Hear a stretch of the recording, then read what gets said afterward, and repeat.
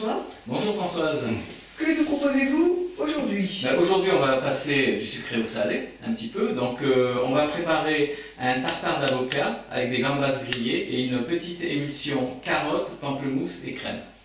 Donc, une recette très simple à réaliser, avec 3 étapes primordiales à respecter, mais vraiment simple et rapide à faire. Donc, pour faire une petite entrée de gambas, ça va très bien, puisqu'on la mettra plutôt en entrée, puisque c'est une petite, c'est quelque chose d'assez léger, quoi. Donc, on peut s'en servir. Un peu comme une petite tapa. Un petit peu plus garni quand même, mais ça va très bien en introduction avant un plat, quoi. Voilà. Donc, pour cette recette, nous allons travailler plusieurs ingrédients. En ce qui concerne l'émulsion, nous allons travailler du jus de carotte, un jus de pamplemousse et de la crème.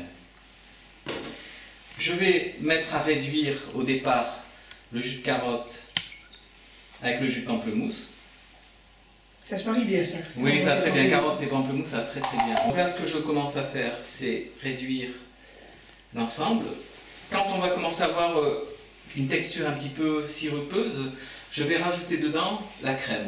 Donc la crème, ça permet de lier l'ensemble. C'est la crème liquide, hein? Oui, c'est une crème à 35%.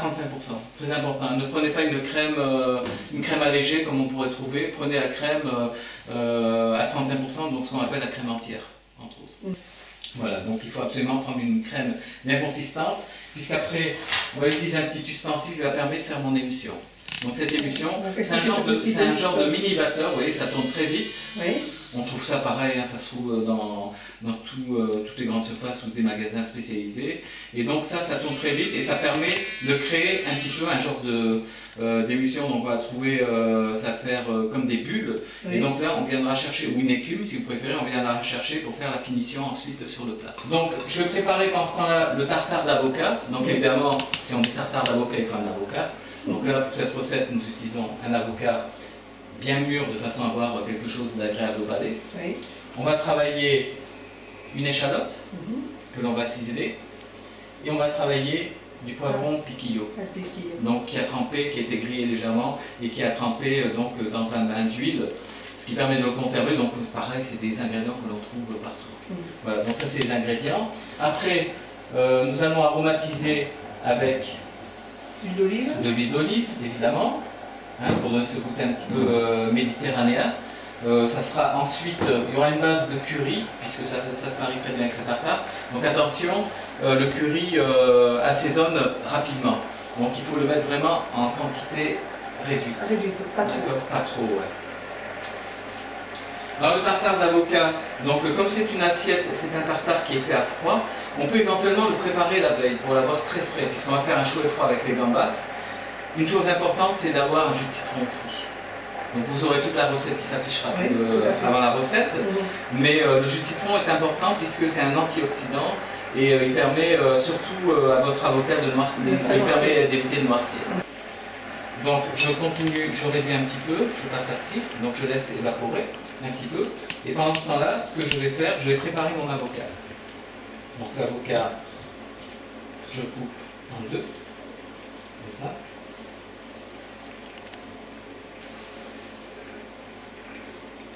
Et je sors le noyau. Donc il est très bien. Pour éplucher un avocat, c'est pas compliqué. On prend la peau comme ça, et puis voilà, c'est pareil. Là, il faut faire attention. L'avocat est bien mûr, ça c'est très facile à faire. Ouais, c'est très facile à faire. Il faut surtout faire attention à ce que l'avocat ne suit pas la peau. Donc là, vous voyez déjà, comme tout à l'heure, par rapport à la quantité, on a réduit quasiment de moitié. Donc ce que je vais faire maintenant, je vais pouvoir commencer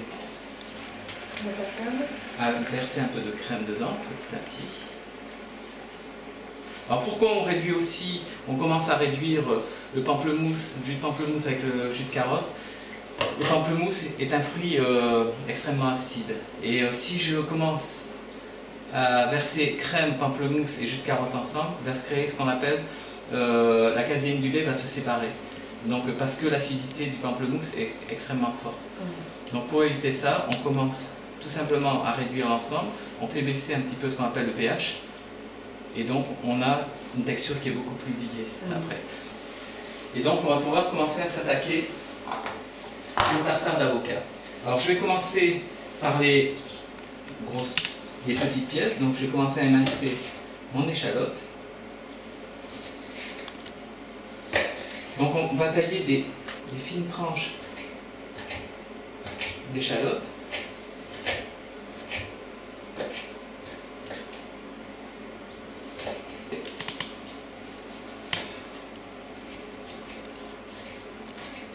Donc très important de tailler assez fin, de façon à avoir après quelque chose d'harmonieux quand on va manger. On retrouve des gros morceaux d'échalote, c'est pas forcément quelque chose de... Voilà, une fois l'opération réalisée, donc je vais la mettre dans un petit ramequin qui permettra d'accueillir tous les ingrédients. Je vais réaliser la même opération avec le piment piquillo. Vous voyez la réduction? Et ça va, c'est bon? Ouais, c'est très bien. C'est vraiment sa couleur attendue. Donc là, pareil, je vais faire un genre de brunoise. Et je vais le retailler en petits cubes. Alors là, ces piquillos viennent du Pays Basque. Oui, il y a une recette qui est très connue, là, les piquillos farcis. Là, oui, c'est vraiment... C'est très espagnol, ça, hein? Ouais, très basque. Très basque, ouais. Parce que si on dit espagnol, les Basques risquent de se vexer un petit peu. Donc on dira plutôt une recette très basque. Voilà, donc là, j'ai mes ingrédients. Je vais maintenant tailler l'avocat. Donc j'aurai mes matières. Donc quand je taille l'avocat, je vais tailler en 3 tranches. Une première tranche, une deuxième, voilà, et puis après, pareil, je vais tailler des petites lamelles que je retaillerai après en tubes. Il vaut mieux pas se précipiter quand on fait, surtout si on n'a pas, si on a un geste un petit peu insécure.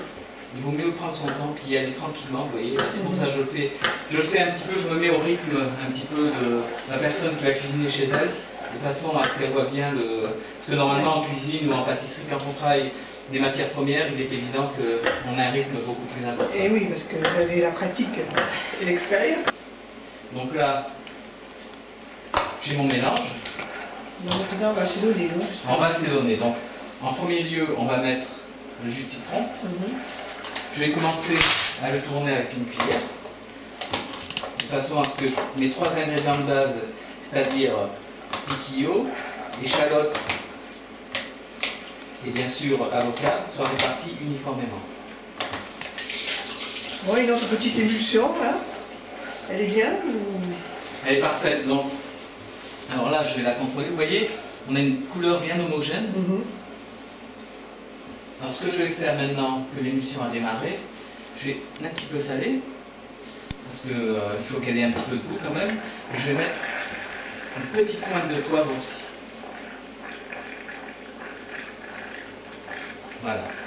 Je vais mettre dans mon tartare un peu de curry, donc comme j'ai expliqué tout à l'heure, il faut en mettre... Pas trop, alors. Voilà, je dirais 2 pointes de couteau. Ah oui. De façon à sentir, un peu de poivre, un petit peu équilibrer le curry, et évidemment du sel. On va apporter ce mélange salé. Une chose importante, on va rajouter un peu d'huile d'olive dedans, de façon un petit peu à harmoniser tout ça. Une bonne huile d'olive. Une bonne cuillère. Ouais, à peu près, une petite cuillère, une cuillère à café. C'est enfin pour la recette, une bonne cuillère à soupe. Et là, on fait une petite assiette, donc là on a mis une petite cuillère à café, voilà. Donc là vous voyez, le tartare est prêt, mais vous allez goûter et vous allez me dire s'il est ajusté ou pas.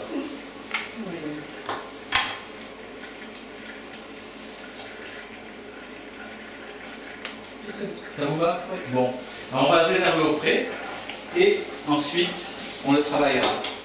Comme je vous l'ai expliqué tout à l'heure, les gambas vont être servies chaudes, donc il vaut mieux commencer son dressage de tartare au départ. Ah oui, et après on place les gambas quand elles sont chaudes. Comme ça fait un chaud-froid et c'est très important.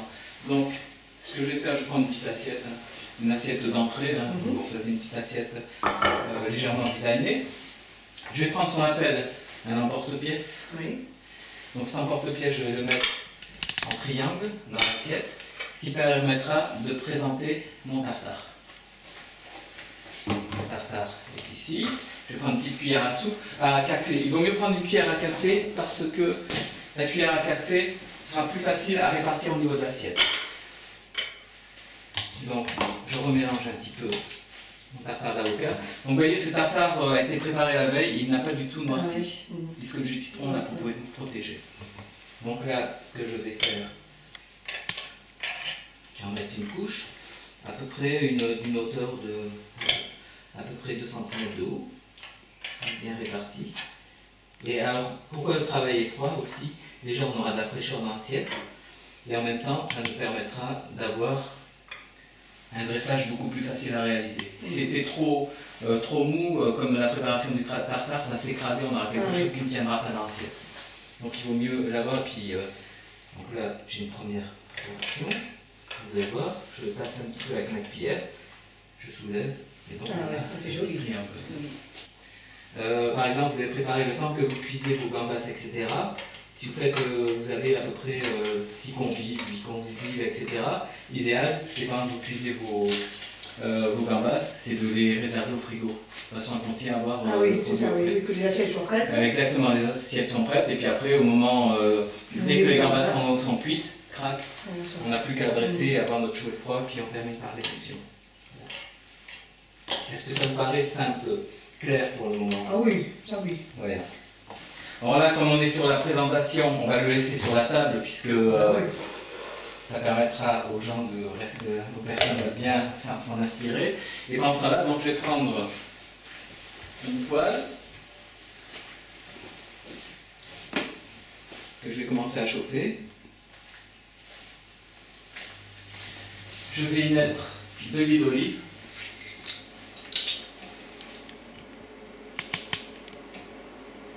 Et donc je vais cuire les gambas avec un peu d'huile d'olive. Les gambas, elles sont surgelées. Oui, alors celle-là, oui, puisqu'on n'est pas... Alors, nous ne sommes pas en saison, donc si vous n'avez pas des gambas fraîches, vous pouvez en travailler. Là, c'est des gambas sauvages, hein, qui sont de bonne qualité, bien proportionnées. Donc là, on va les travailler surgelés, mais vous verrez, le résultat est quasiment pareil. C'est sûr que c'est pas du frais, mais... Je veux dire par là qu'on n'a pas besoin de les mettre à décongeler. Non, là, je vais les travailler directement, et je vais les cuire... Donc là, ils ont été sortis un petit peu à l'avance, hein, quand même, hein, mais il vaut mieux éviter de les... Donc vous voyez, dès que la poêle commence à fumer, je vais pouvoir commencer à cuire. Là, je commence à les saisir, et après... Non. Et après, donc, la petite astuce, c'est que en cuisant, elles vont commencer à devenir roses, et c'est là où on peut... Vous voyez, ça commence... Pas avoir peur de les retourner. Ouais. Après, ce que je pense là, vous voyez que l'huile d'olive commence un petit peu à s'évaporer. Hein, on est un petit peu plus... donc parce que la gambas en même temps prend un train, il faut en retrouver le goût. Donc là, je vais commencer à tailler. Vous n'allez jamais avec du gros sel? Non. On peut le faire, hein, mais sur des cuissons comme ça. Et ce que je vais faire, je vais remettre un retour d'huile d'olive.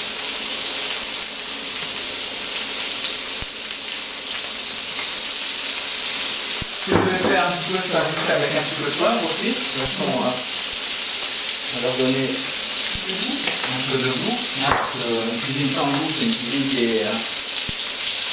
qui manque un petit peu de tonus peut-être. Je dirais l'opération la plus délicate, c'est de les décortiquer parce qu'on va les décortiquer à chaud. Vous les décortiquer avec du bois? Oui, ben on n'a pas de choix. Donc là, je vais... Moi, je vais le faire avec le couteau. Ah ouais? Vous pouvez montrer alors? Oui, vous voulez. Enfin, celui-là qui est fait. Ouais. Mais oui, je peux C'est faire. un bon exemple. Donc on va faire, on va les faire, les faire absorber un petit peu sur le papier, puis après on les mettra sur l'assiette. De toute façon, même si on les lâche pas chaud. Je vais vous montrer comment je fais. C'est vrai que... Alors, Françoise, je vous laisse la main pour voir un petit peu votre astuce. Voilà, je vais vous montrer comment je fais. Ça, c'est une grande expérience, parce que comme je vais beaucoup en Espagne, et qu'on mange beaucoup de gambas, et bien voilà. Maîtriser. Donc après, je fais ça.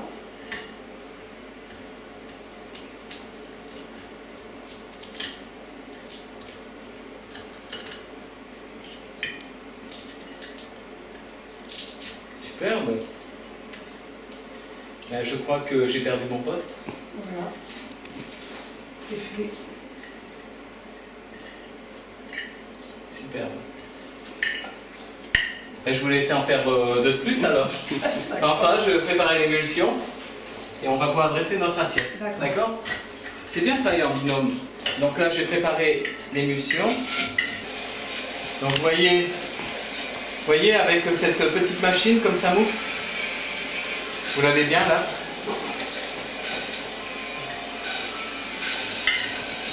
Vous voyez, hein, donc ce que j'expliquais tout à l'heure, extrêmement important la réduction, car vous voyez, c'est en train de doubler de volume, on l'adressera au dernier moment.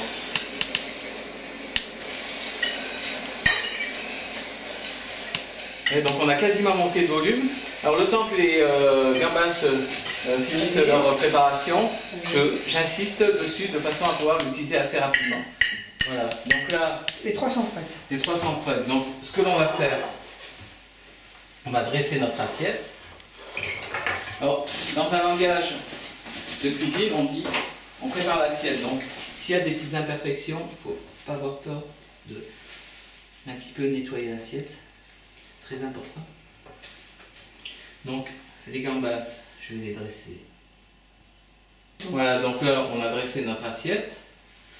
Et je vais en profiter, donc je vais remettre encore un petit coup. Voilà. Donc je vais prendre une petite cuillère et je vais arroser l'émulsion sur chaque coin de l'assiette. Wow, c'est joli, hein?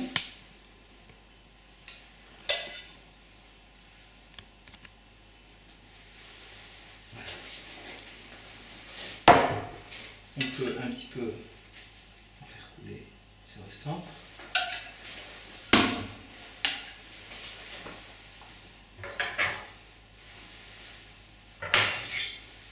Et voilà. Tartare d'avocat avec gambas grillées. Super. Il n'y a plus qu'à déguster. Voilà. Merci, puis à la prochaine pour une autre émission culinaire sur Canal Achat. Voilà.